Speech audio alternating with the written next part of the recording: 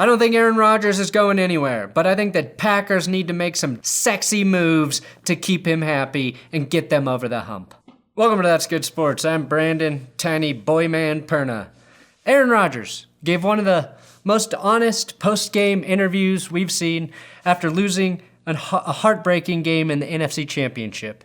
And the world of sports media read into it like he just said his goodbye to Green Bay. Yeah. Rodgers cleared some of that up on the Pat McAfee show a few days later with an abstract explanation that nothing in life is guaranteed.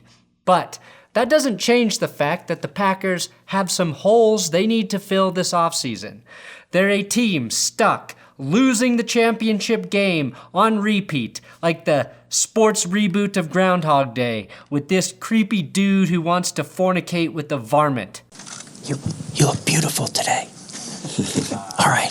You look beautiful today. And that, kids, is how all weather is predicted for your weather app on the iPhone. Today, I want to talk about the free agent positional groups Green Bay should target, with a few options at each one that will show Aaron Rodgers this team is dedicated to actually getting to the Super Bowl.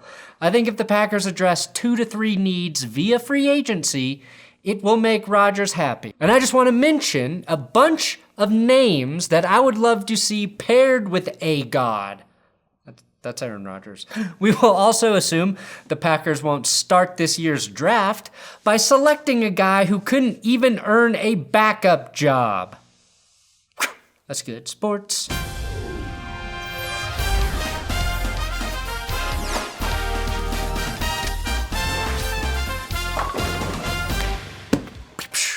Please subscribe to this YouTube channel. I do stupid football videos here all the time. Today's episode is brought to you by manscaped.com/goodsports.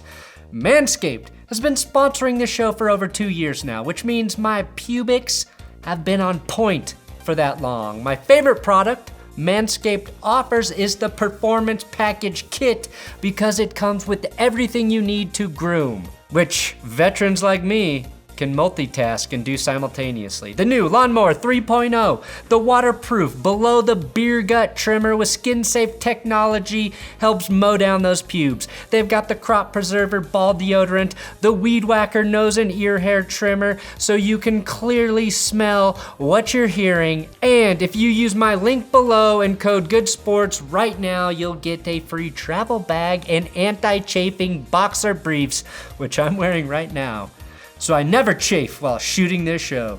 Plus, you get 20% off and free international shipping from the company that's been supporting me longer than anyone. Aaron Rodgers, what can the Packers do to make him happy? Some have speculated that Rodgers wants a new contract or he's out. If Rodgers really wants to beat Brady next year in the NFC Championship game, he will ask for a new contract. But he will take a page out of Brady's playbook and take less money so Green Bay has more to work with in free agency, but also ensuring he has a say in free agency. He'd be a good sounding board for the Packers to tell them, which corners he's played against he thinks are pretty good. He should also demand that they trade Jordan Love and get something for the guy who can't even hit stationary targets and throwing drills. Obviously, the Green Bay Packers' biggest critique is that they have to do better in the draft this year. That's a tired story, but let me name a few players they could have drafted that may have given the Packers just enough juice to beat the Bucs instead of drafting Jordan Love. Starting with linebacker Patrick Queen, who went 2 spots later to the Ravens and made a huge impact on that Baltimore D this year. Wide receiver T. Higgins, Chase Claypool, and safety Antoine Winfield Jr. All could have been Packers. The issue for Green Bay right now heading into 2021 is that they're projected to be $31 million over the cap. 37 of which goes to Rodgers. Brady's cap hit is $10 million less than that in 2021, and the Bucs currently have the 7th most cap space to work with. Although the Buccaneers have to figure out how they will pay Shaq Barrett, Chris Godwin, Lavonte David, Gronk, and Ndamukong Suh, Playoff Lenny, and maybe even Antonio Brown, all unrestricted free agents. The Packers' two biggest unrestricted free agents might be Aaron Jones and Jamal Williams, which now makes the A.J. Dillon draft pick look girthier than his legs. Also, center Corey Linsley, who I'm assuming they'll get a deal worked out with. You don't botch the center-QB relationship if it's working. Before the championship game, I would have said do whatever it takes to keep running back Aaron Jones, but his 2 fumbles and then injury in that game I think might make him expendable.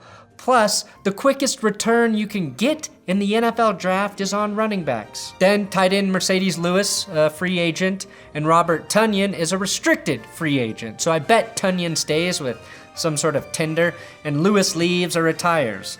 This is to say that I think tight end is a position of need for the Packers heading into free agency, as is wide receiver, corner, linebacker, and defensive line. Remember, the Bucs had Cameron Brate, O.J. Howard, and Gronk on the roster to start their season, so you can never really have too many tight ends. What I'll do is mention a couple of guys Green Bay should target for each of those positional groups. Free agency, very speculatory since we're not sure who will end up re-signing with their current teams right now, but these are guys I like for the Packers. Starting with tight ends to appease Rodgers. And no, I'm not talking about his new girlfriend, Shailene Woodley from Big Little Lies. Big Little Lies are what the Packers front office is telling the world about teams inquiring about an Aaron Rodgers trade, by the way. The real question is, does Shailene make enough money for Aaron Rodgers to consider taking a pay cut? And how serious is their relationship? My wife says it's a disaster waiting to happen. Top target, Hunter Henry. He'll be everyone's guy that they put atop the wish list. But if I'm Green Bay, I save a little money and target Titans tight end, Jonnu Smith. Smith had 8 touchdowns on just 41 receptions. That's like 2 touchdowns for every 10 catches. Henry, just 4 touchdowns on 19 more receptions. Obviously, whoever they sign at tight end will be a mere supplement to Bobby Tonyan, who caught 11 touchdowns last season after catching just 2 his first 2 seasons in the NFL. Personally, I just want to see Aaron Rodgers and what he can do in the red zone with 2 legit receiving tight end targets. I think a more modest option to get some speed at tight end would be Gerald Everett, who is the Rams' number 2 tight end the last few years. The Rams extended Tyler Higbee, so I doubt they'll hang on to Everett. So the Packers could probably, for $5 or $6 million a year, add a guy who would easily be the fastest player at the position. You'd have Tonyan as Thunder, and he would be Lightning. Inside linebackers to appease Aaron Rodgers. They tried to fix this by signing Christian Kirksey after they let Blake Martinez go and play really a lot better for the Giants. Unfortunately, this positional group still needs an upgrade. The draft is probably the best place to do it, but here are a couple options to consider. And I hate to do this to Bills fans, but the Packers should take a look at signing Matt Milano. This is a guy who will get an absolutely wrong grade from Pro Football Focus. He was one of the most important pieces on the Bills' defense, and he makes a huge difference in the passing D when he's on the field. Milano is not perfect, but ask a Bills fan how sad they will be if he leaves in free agency, and they'll start crying before you even finish the sentence. The Broncos have a guy in Alexander Johnson, who might honestly be the single most underrated linebacker in the NFL.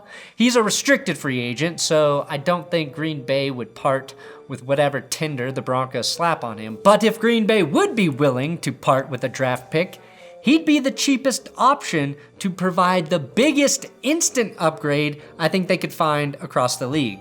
Shout out to Brett Coleman and Bengal for suggesting Jayon Brown on Twitter as an underrated, really good linebacker. The Titans have 4 inside linebackers that will be free agents. Their defense was terrible. Brown is the youngest, so I assume he'll be their top priority. If they cannot retain him, though, the Packers would benefit tremendously and probably not have to spend a lot to get a guy who can defend the pass, pick off the ball, pass rush, force fumbles, play like a linebacker in 2020. Defensive line. They need more interior disruption and run-stopping ability, which is usually a combo of D-line and linebacker harmony. Guys I like on the interior, Lawrence Guy, Guy, Shelby Harris, and Leonard Williams. If the Packers end up with Shelby Harris, it better be because the Denver Broncos didn't have any money left over after trading for Deshaun Watson. If I were to remove myself from the situation, though, I would definitely try to add Harris as a Packer. He's better at blocking shots than anyone on the Milwaukee Bucks. He's definitely more clutch than Giannis Antetokounmpo, and he's a guy that deserves to win after 4 seasons in Denver. He is the most underrated player on the defensive line in the league. And that's a fact. Now, if you want a younger but pricier option, there's Leonard Williams, who's had a weird career track. Went from top 5 pick to a disappointment to being traded to playing really well and setting himself up for a huge payday. Again, he's a reach, but 11.5 sacks from a defensive tackle is outstanding. That's the best production in the league for guys not named Aaron Donald at that position. And the opposite of that pricey spectrum is a cheap veteran, Lawrence Guy. In a working class city like Green Bay, a player named Guy is someone the fans can identify with. It's times like this I wish LaTroy Guion was still on the Packers. Lawrence Guy would play next to Guion, so we could have some serious good guy-on-guy action in the trenches. Yeah. Corners to appease Aaron Rodgers. This was exposed as the absolute biggest weakness in the championship game. You cannot have the best corner in the NFL in Jair Alexander with no help on the other side. There are a few solid options in free agency with guys like Jason Verrett, Troy Hill, and even Xavier Rhodes. After seeing Kevin King get burned to crisps by a 43-year-old quarterback throwing to a small white dude named Scooty, I'm guessing the Packers want to invest in someone opposite Alexander. Jason Verrett had an incredible bounce-back year in San Francisco after being injured for literally 4 straight years. And then Xavier Rhodes basically did the same in Indy after the Vikings decided he was starting to slow down. Jason Verrett's interesting because the 49ers have 3 free agent corners. Jason, Richard Sherman, and Akilla Witherspoon, who has taken a while to develop, had an injury last season, but played the best football of his professional life at the end of 2020. Plus, he's a Colorado guy, so maybe David Bakhtiari can lure him to Green Bay. The Packers could also go after one Troy Hill, who had a really good season on the other side of Jalen Ramsey. So he already knows how to play opposite an elite corner.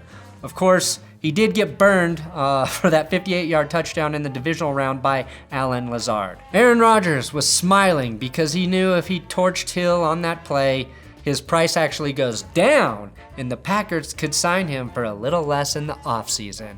That's thinking ahead. That's elite quarterback play. Now, Green Bay has a solid group of ball catchers, but that usually happens when you have a Hall of Fame quarterback and an elite talent like Davante Adams. But they need a guy opposite Adams to scare defenses, or at least be incredibly reliable. 3 guys I love are Marvin Jones, Kenny Golladay, Will Fuller, and Allen Robinson. That's 4. I'm learning. Allen Robinson makes a lot of sense here because he seems pretty pissed off that the Bears wasted the last 3 years of his career by drafting Mitch Trubisky. Going from Bortles to Trubisky to Aaron Rodgers would be like striking oil after hitting raw sewage lines for 7 straight years. The problem? He's asking for $25 million a year, which would immediately make him the second highest paid Packer between Aaron Rodgers and Zadarius Smith. But if he just wants to stick it to the Bears on a 1-year prove-it deal? Pro Football Focus thinks that the Packers will sign Will Fuller to a 5-year, $87.5 million deal. I'm sure Aaron Rodgers wants that to happen, and I'd bet Will Fuller does too, especially if Deshaun Watson leaves. Fuller is one of those guys that doesn't put up amazing numbers, though he did average almost 17 yards per catch last season, but he's so fast that he can go deep, attract safety attention, and open up the middle of the field, assuming he can stay healthy without the use of PEDs. Then you have guys like Kenny Golladay and Marvin Jones who might not want to play without Matt Stafford in Detroit. Sorry, definitely don't want to play in Detroit. And someone like Corey Davis, who quietly had a big season in his first full season catching passes from Ryan Tannehill. Even someone like Curtis Samuel would add a wild card to their offense as a guy who can play out of the backfield and carry the ball at times. Hell, Juju Smith-Schuster is a great number 2 wide receiver, and Chris Godwin could add a strength and weaken your greatest opponent, your greatest threat. But his postseason drops are a bit of a concern. There's another deep wide receiver draft class this year, but also a very deep wide receiver free agency group. If Green Bay doesn't add one piece here, then yes, Aaron Rodgers should get the hell out of town, because it seems like the easiest area for them to get an upgrade. Yeah. Thanks for watching That's Good Sports. Please subscribe here on YouTube. I'm on Twitter at Brandon Perna, Instagram at Benchwarmer Brew, my coffee company. That's where I'll do more football Instagramming if you're interested.